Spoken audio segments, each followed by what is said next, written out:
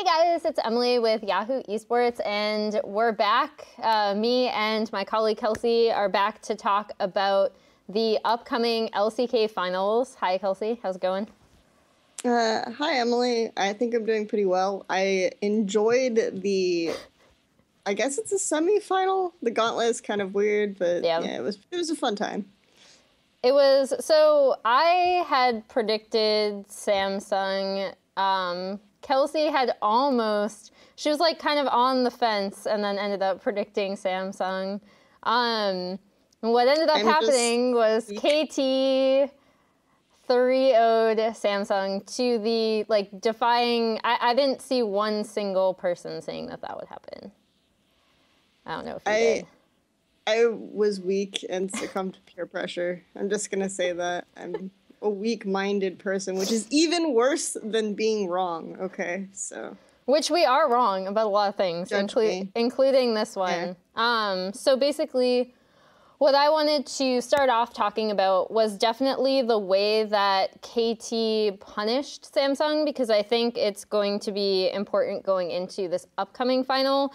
We've spoken a bit on here, but then also elsewhere about bot lane priority, and that's exactly how KT really, really attacked Samsung. Was they recognized Ruler has spent 70% of his split on 2 champions, and they really, really hard targeted him in their drafting. They drafted pushing lanes early, and I think one thing that we haven't really seen them do as much, but was definitely a focus of this, was getting deft ahead early. They got that bot lane turret down, I think at like 9.5 minutes, and then like 5.5 minutes. So what are your thoughts on that, Kelsey? Yeah, I think that it was pretty clear that they were going to have to choose between these side lanes, kind of, and which one they wanted to prioritize. I don't think Deft has the ability to adjust, just generally speaking. The Samsung Blue used to do the thing where they left Deft to his own devices and he fed a lot. So I don't think that that's a very effective method of playing the game right now, because it's really hard, a lot harder, in my opinion, to go down like 0-2 or 0-3 in lane and then come back. It's also like it was in 2014. Yeah, it's also really difficult. So not only is it more difficult because you really want the pushing lanes, but early, just because we are kind of forced into standard lanes still. But then additionally, something to point out in comparing the two teams, like, Samsung Blue was a strong team fighting team. This KT team tried to fight Samsung. I remember this team fight at Baron, and it was bad, even though they were up significantly, and they still ended up winning the game. So they're definitely still, I think one thing to point out about this KT team for me is that they're still really weak in terms of cohesion and communication, especially when it comes to team fighting, in my opinion.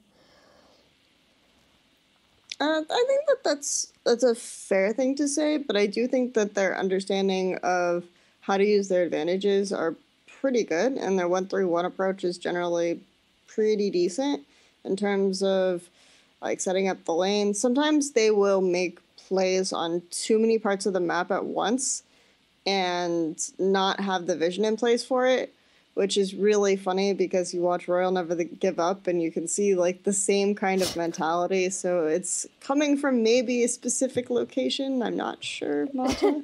But it's really interesting to watch, I think. And I kind of like how they play, just generally speaking, but it's difficult to execute, and I think they're fumbling a lot on it in that regard. So one thing we were right about is that Pawn didn't feed.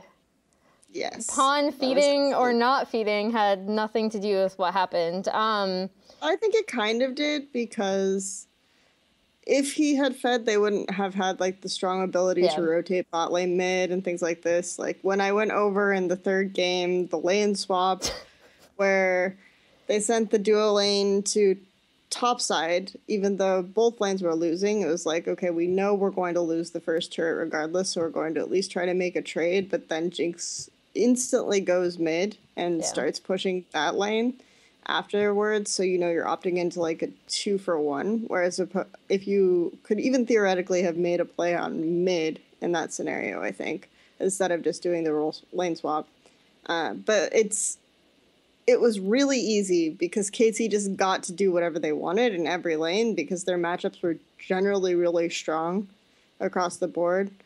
And I don't know, do you think that's going to happen against SKT? I think it's really difficult.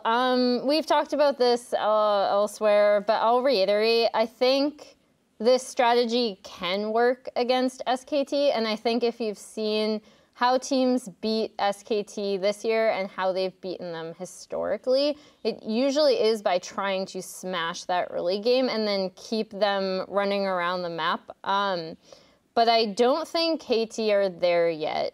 To your point, they make a lot of mistakes. So it's not necessarily even that they don't know what to do, but their execution is often fumbled. And I think SKT, when you think about them historically this year, they're so good at punishing those mid-game mistakes. And so I don't see a similar thing happening unless somehow this week KT's like cohesion as a unit of 5 goes up exponentially. Because I don't think their strategy is bad, but I think their execution definitely hasn't been up to the point where it will overwhelm SKT enough to take the series. I was more speaking generically about whether or not you think KT will be able to get 3 winning lane matchups against SKT. Oh, yeah. Well, that's another thing. SKT might not fumble their draft as much as Samsung did, because I definitely don't think they were prepared for, like, I think they came in and they were prepared for targeting Ruler and Haru, and instead it was like super heavy bot lane priority. And I definitely don't think they were expecting that. I think SKT will obviously pay attention to this match and prepare a lot more. So that's also another good point that I didn't even think about, is that they probably won't get away with drafting like 3 super strong lanes initially. I think they'll still get more strong lane matchups generally because that's something they prioritize much more in their draft than SKT. Also, I do think that there are a lot of openings that SKT still leave early, especially with Peanut. If they start Peanut, I'm not sure if they're going to start Peanut or Blank. SKT like to be a little unpredictable in that regard. So I do think that that's something that they can take more advantage of, just how far forward Faker plays or how much Peanut wants to blind invade in a given matchup, things like this. So I do think that there are definitely openings that I don't feel like KT are this like random win game team, because I think it actually is difficult to execute pressure in multiple lanes at once, and they do a fairly good job of that. So that's something that I want to sort of emphasize when I talk about KT. It's just really, they kind of lose the focus of their comp as they go further into the game and things like this. Yeah. And I just think that's a really poor matchup for SKT, because they will make mistakes early, but I do think they're just really good at punishing mid, and like even in the series we saw them go up against KT. I don't think that KT's like, everyone was kind of categorizing it as like early game versus late game, but I don't think their their drafting strategy against SKT was bad, but I do think their execution was. I think they've improved a lot since those series, and I do think that their mentality seems to be a little bit better, although that's something that's kind of like weird and nebulous and hard to bring into the conversation. It kind of has to be, just because of how bad they looked after the 2 SKT series. So another thing we're going to look at is, will they try to facilitate deft as much against Bang and Wolf, who people definitely put up there as one of the strongest lanes in Korea. Yeah, I I do think that they will try to facilitate depth more. I think that that's the way that you generally go against SKT anyway. And I think that's one of the reasons why Rox had such a hard time against SKT is because they kept trying to brute force them top, and I don't think that that's the way that you approach SKT, generally speaking, in terms of how they like to set up priority. I think it's changed a little bit this year with Huni, but I do think that usually the best way that you go to SKT is you deal with the fact that their bottom lane is like the least has lower jungle priority, generally speaking, or Wolf doesn't necessarily always keep to lane the best, or like I think you feel like SKT's bottom lane's objective is to go even.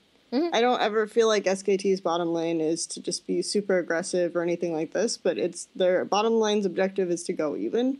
And in that regard, it's somewhat exploitable if you just go really ham or really focus that, because I don't think that their Wolf's strengths necessarily is laning. And I always get yelled at for making this point, but I don't think that he's like such a super strong laner that this is the way that you go, that SKT are, unassailable in the bottom lane. Yeah. I'd agree with that. And I mean, another thing that I'm going to be looking at is who they actually will end up starting in this matchup. I'm assuming it's going to be Peanut, since they tend to usually trot out Peanut first, regardless of what happens.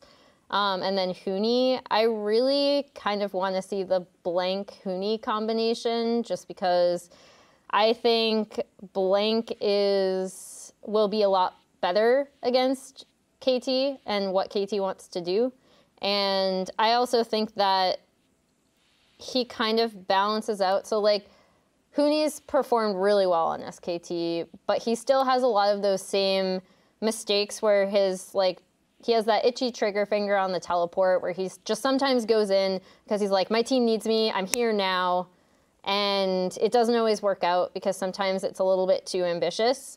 I think Blank has a more even keel that kind of balances that out, whereas Peanut takes a lot more risks, and he does so sometimes unnecessarily or without support from the team, either pushing waves up or having the vision line where it needs to be. So I guess that's the combo I want to see. I'm still giving it to SKT, and I'm so hypercritical of KT's mistakes that I'm probably like the worst person to ask about them, because I feel like because I am like, so like I have to put it out there, that's like the one team that I have a personal attachment to, is the one team I'm actually a fan of. And so that means I am very, very critical on them. So I still look at them and I'm like, God, this team still sucks. Like, they're going to get 3-0'd. I actually don't think they're going to get 3-0'd. I'm going to give like it a 3-1, but I still don't think that KT have improved enough to overcome SKT just because of the matchup. I think that if KT do win, it will be by driving through bottom lane. It will be by having like Pawn play more stability. They might even do something like they did in the last time they played, where they rotated the bottom lane mid early and gave Pawn the turret after they took the long lane after they took the turret, things like this. So I think that that's a good approach, and if they do win, it'll be through something like that, and it'll be through sticking to a 1-3-1 comp, right? Yes. Instead of trying to group with Talon. And please don't do that ever. So I think that that's like generally how they'd be able to beat SKT, but I have to stick with SKT just because I feel like SKT is like the definition of the adaptable team, right? Just in general.